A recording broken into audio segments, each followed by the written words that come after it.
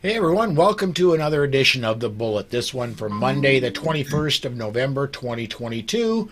I'm Paul Lathrop. Joining me today on The Bullet is good friend and frequent contributor Charlie Cook of Writing Shotgun with Charlie.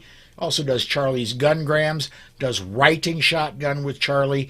If you are into Second Amendment media, if you're into Second Amendment watching or listening to Second Amendment media and you don't know who Charlie Cook is, you're doing something wrong. Charlie, thanks for coming along for the ride today, man. That was a great introduction. I should give that to my parole officer. There you go. Great to Uh, be here, of course. we've got a lot of stuff to get started on today. A lot of news topics.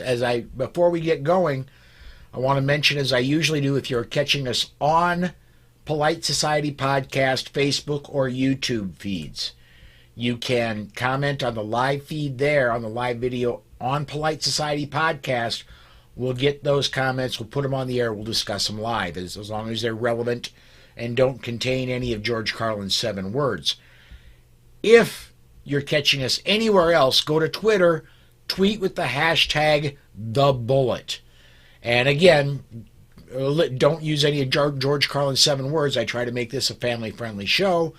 And we'll also get those, we'll put those on the air as long as they are relevant. So let me get there we go. We already got a couple of comments coming in, just check-ins. But let's get started today, man. First thing I want to do, out of the home offices in Bellevue, we've got a press release I'm going to read a little bit of. The Second Amendment Foundation has filed a reply. It's supporting its earlier motion for a preliminary injunction in the case of Christian versus Negrelli, challenging New York State's ban on carrying firearms in public parks under New York's new Concealed Carry Improvement Act. SAF is joined by FPC and Brett Christensen, a private citizen.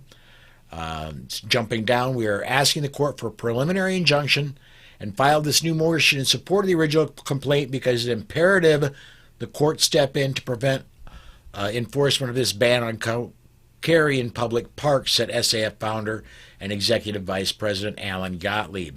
The state's new law bans firearms for ordinary law-abiding citizens in every public park where there is no historical evidence of blanket bans, such as the state bases its position. The law S51001 was hastily adopted in response to U.S. Supreme Court's decision in New York State Rifle and Pistol Association versus Bruin, which struck down New York's century-old carry statute that required applicants for carry permits to show good cause. Skipping to the end here, this case perfectly illustrates the extreme nature of New York's S51001. Gottlieb stated, "We're hoping the court acts quickly on our motion and brings a halt to this nonsense." Charlie, this is at least the 4th lawsuit I have reported on against New York's Concealed Carry Improvement Act, and I'm doing the same thing you do with assault weapons with Improvement Act. Yeah, so the law itself is a big steaming pile of garbage, and the faster it goes away, the better for us all. Absolutely. It seems like the state of New York really likes to get spanked by us. Like they're doing all this stuff and it gets struck down and struck down and struck down. The one paragraph that you didn't read here, and it's fine that you didn't.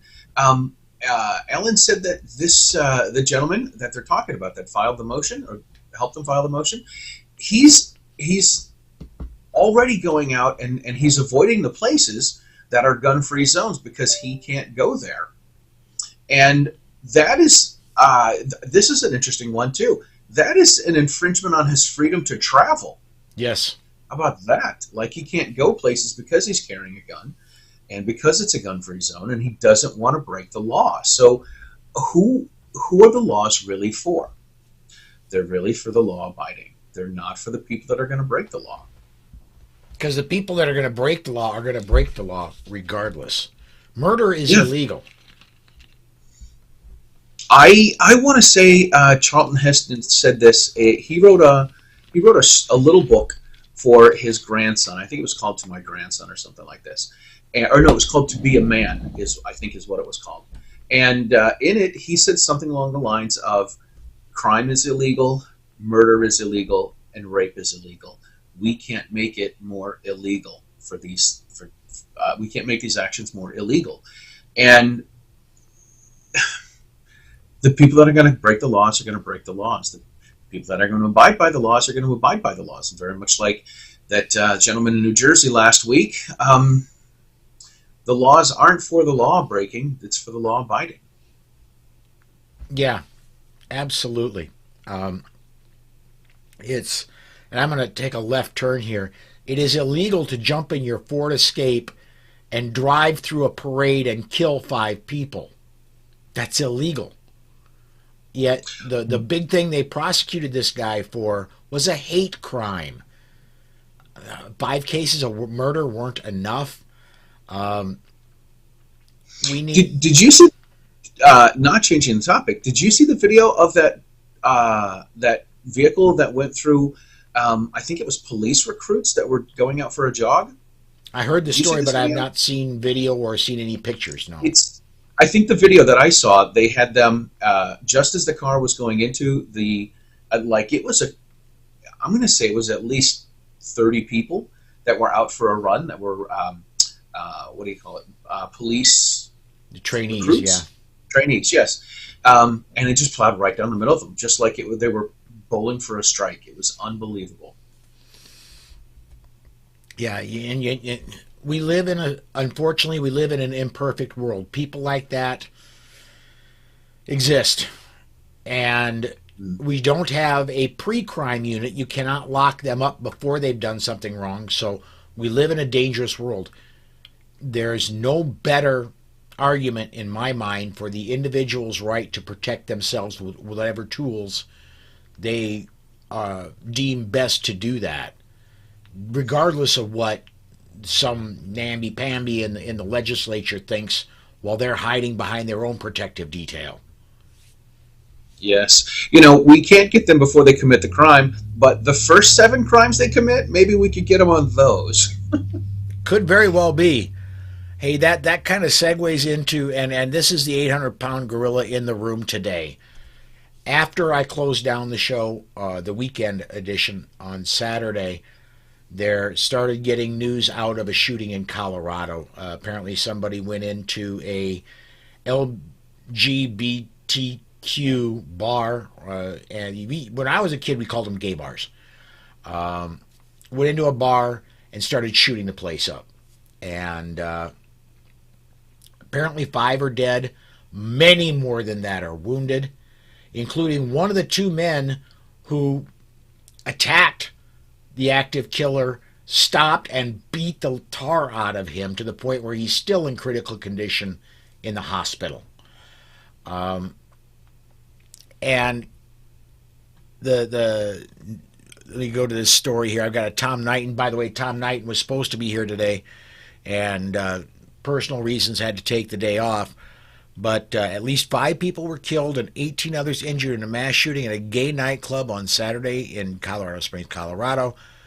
Authorities received numerous 911 calls starting at 11:57 p.m. and responded to the scene at Club Q.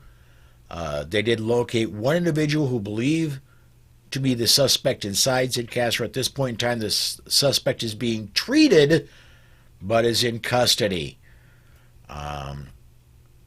And basically, the guy went in, started shooting the place up. At least 2 people decided, we're not going to let this happen here. We've heard about Pulse nightclub. We're going to stop this right now.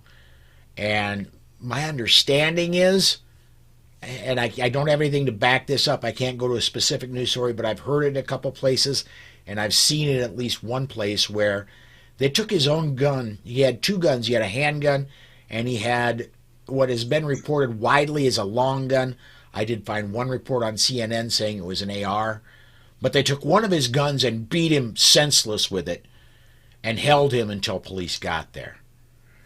So, as we were talking pre-show, man, proof that no matter what happens, unless you're unconscious, you're still in the fight, and that good people can stop bad people. It would be much more convenient if the good people had their own guns and they could have, I don't know, returned fire and stopped it more quickly.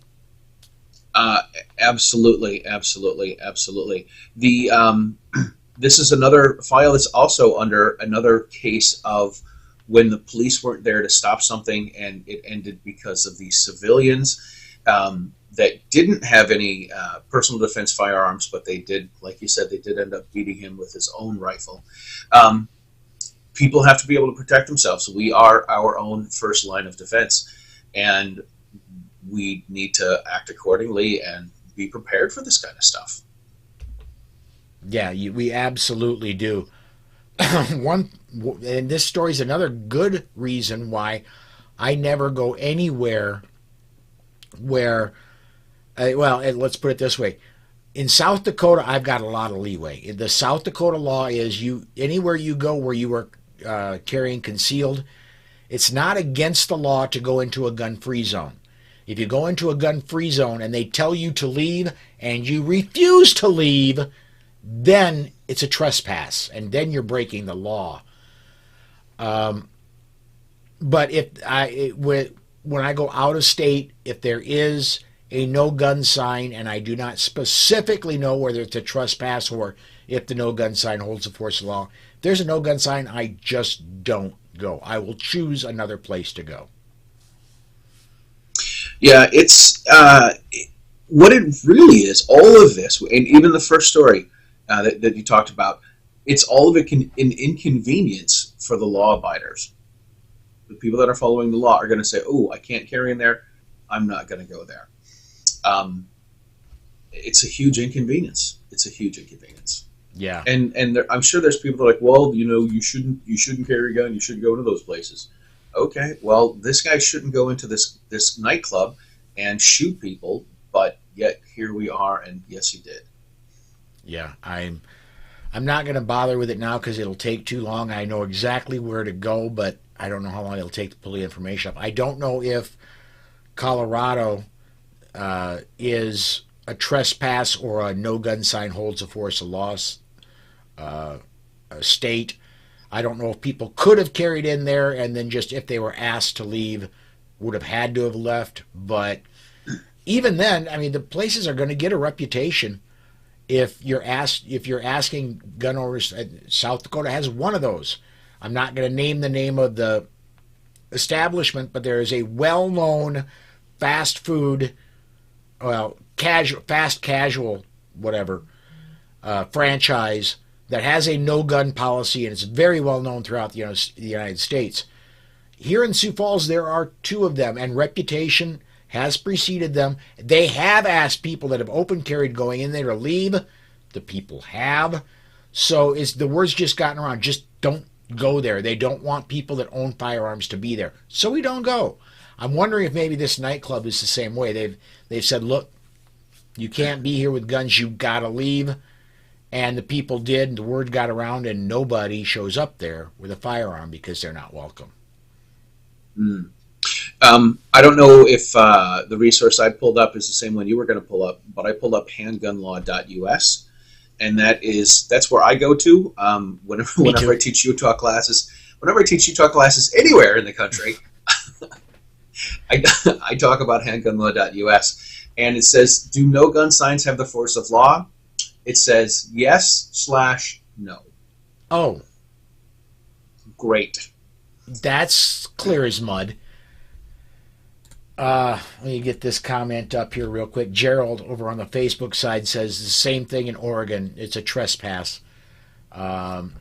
He also says doors need to be hardened and security armed. Yeah, if you're going to make a gun-free zone, make it gun-free for everyone, not just the common folk who come in. Make it so they have to be searched. Make it gun-free in reality. have metal detectors, have security monitoring them, and make sure that everybody that comes in the building is gun free if you're going to make it a gun free zone.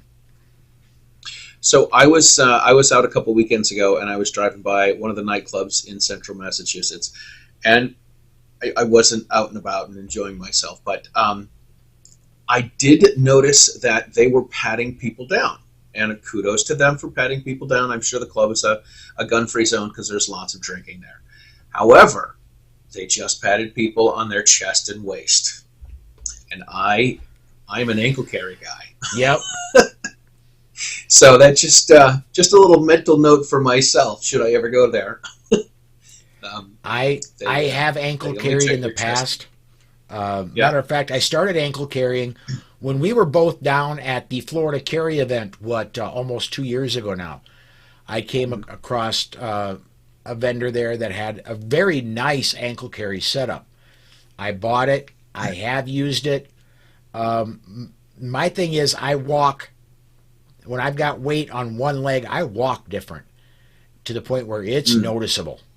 And I went away from that because it's easier for me to tuck a shirt around something on my waist than to try and cover up what looks like a limp. Right. Well, my deal is when I go into certain places, I can't carry, so it's easy on, easy off. Yeah, absolutely. And while we're here, and I'm taking up a ton of time that could have been used for other news stories, but I want to discuss this specifically to ankle carry. Everybody says that ankle carry is great if you're driving a car.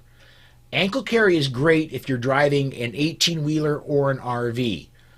I want you to, if you're going to be ankle carrying, you're depending on that for a draw when you're in your car. I want you to try something next time you go get in your car, your pickup, your MG midget, whatever you drive. I want you to, while you're sitting in the driver's seat, reach down and tie your shoes. And it doesn't, these tennis shoes that have the Velcro straps, that don't count. Because you've got to pull your pant leg up, get a firing grip on the firearm, draw it, come around the steering wheel and up and out. And it's not, practice it, people. So yeah, it's always a good thing. I talk about when I teach the Utah class, I have this video that they use of somebody beating up someone's car at a stoplight, and there's no right answers and no wrong answers. But when people say, "Well, I would draw my gun out and I would shoot this person," I would say, "That's cool. Have you tried that? Do you carry on the right side where the seat buckle goes? Have you worked that out before? Because that might be something you want to work out."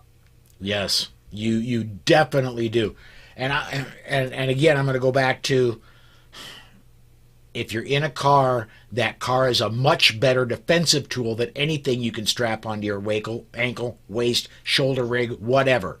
That car is a better tool. It'll get you out of there, whereas you're going to be dealing with an aftermath of, and how do you know it's the only attacker? Escape, escape, escape.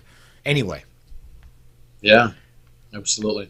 If you We're not trainers, but yeah. We are trainers, but don't take our advice. Get your own training. Yes. And if the person's standing in front of your car, hitting your car with a baseball bat, looks like they're coming after you, if you've got to escape over the top of them, that's your route. So be it. Just a speed bump. Yes, a greasy one, but yes. Next one I have, I titled in show notes, "In other news, water is wet." Once again, we barely finish. I think there are still police on scene dealing with the aftermath of the Colorado shooting, and President Joe Biden is calling for an assault weapons ban. I think that's about the only thing that he's got left that he can clearly form out of his mouth through his scrambled brain, is assault weapon ban. Right, he's got that down pretty. He's got muscle memory. Yes, yes. I'm pretty sure his last words when he's in the old folks' home and he's just slipping into unconscious, his last words are going to be assault weapon ban. Come on, man.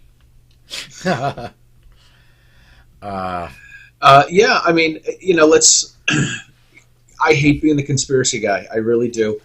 Um, but part of me says, okay, the election was 2 weeks ago. We still don't have all the ballots in yet, do we? Um, and they need something to distract them. They need something to distract the people. Oh, let's pull out a mass shooting. I think the Republicans don't have the majority that they thought they had in the Senate. So I hate saying it, man, but let's pull out a mass shooting. Let's get an assault band going and forget about the You've been talking move to on from Rob the Campbell election. lately? I got to let my beard grow out. I mean, I hate thinking that. I really do. But part of me's like, is it unrealistic? No. Yeah. The longer I'm in this game, the more I'm tending to give that point of view more consideration. Let's put it that way. Am I ready to say? Absolutely. Am I ready to say this guy was that this is a false flag or whatever? No, I'm not ready to say that. But I'm willing to listen. Is I guess what I'm trying to say. Exactly. I would hate to think that our government would do this sort of stuff, but Yeah. Gerald over on the Facebook side says China wants him to disarm us. And again, that's very Rob Campbell, but not entirely out of the realm of possibility. I guess I'm going to say. And so anyway, let's. I got one more here that I want to. I'm going to jump around. I want to get because we're at 22 after, and we've got to be out of here at the bottom of the hour so we can turn around and do a polite society. Oregon's new initiated measure 114 gets its first lawsuit. Oregon Firearms Freedom filed a federal lawsuit. It urges the judge to block the recently passed gun law just 3 weeks before it's set to go into effect. So let's see, that must be the second week of December it's supposed to go into effect. On Friday, OFF, the Sherman County Sheriff, and a Marion County gun store owner filed a lawsuit against Governor Kate Brown and the state's Attorney General Ellen Rosenblum, specifically taking issue with the magazine ban. And there are at least 5 sheriffs that have said, we're not going to enforce this.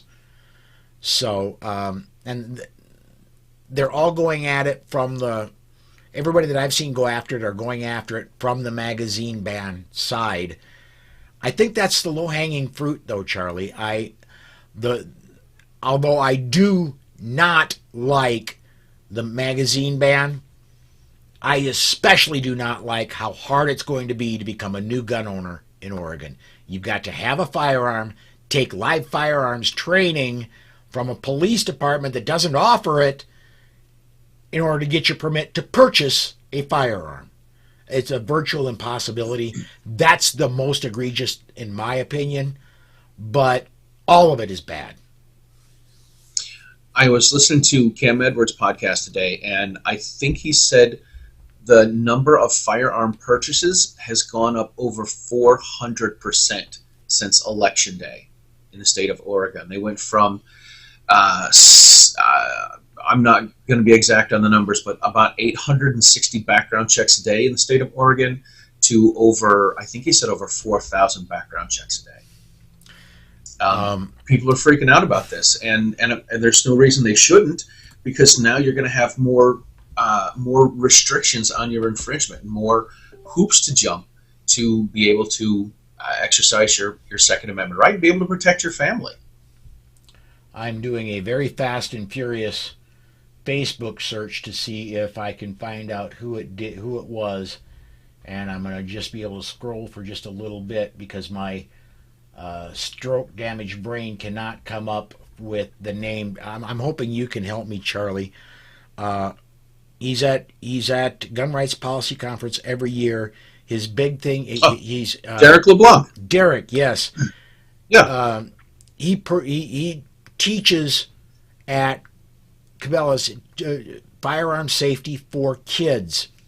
And I seen a post of his today where Cabela's helped him with a number of handguns, and he's like number 12,000 in line to go through Oh, this Oregon. he yeah, he was like number 4,400 out of 19,000 Okay, that was it background then. checks. Yeah. Yeah. So, Yeah, it's crazy. Oh my gosh, I don't know if I know he wrote it in the comments. All right, it's not on this post, but yeah, yeah, I think that's what it was. It was about. Here we are. Update lucky number was 4,492 in the queue. This is an infringement. 19,708 lawful gun owners haven't committed a crime in the system. yeah. So